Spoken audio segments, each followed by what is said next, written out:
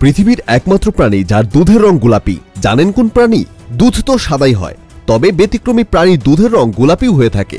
জানলে অবাক হবেন, তারা বিশ্বে 10,000-এরও বেশি প্রজাতির মধ্যে এমন 3টি পাখির প্রজাতি আছে যাদের শরীরে স্তন্যপায়ী প্রাণীদের মতো দুধ তৈরি হয়।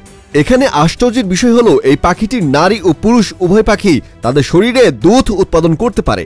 সেই পাখিটি হলো ফ্লেমিঙ্গো। এই পাখির দুধ উজ্জ্বল লাল বা গোলাপি রঙের হয়। এর কারণ ক্যারোটিনেট।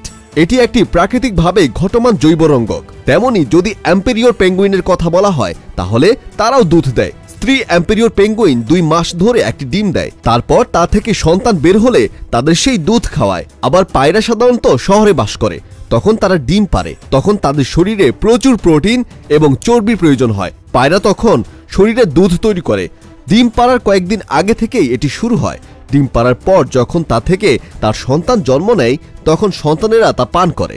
আশ্চর্যের বিষয়, এইসব পাখিদের স্তন নেই, তাই স্তন্যপায়ী প্রাণীর মতো তারা তাদের শরীরে দুধ উৎপন্ন হলেও তারা তাদের সন্তানদের খাওয়াতে পারে না।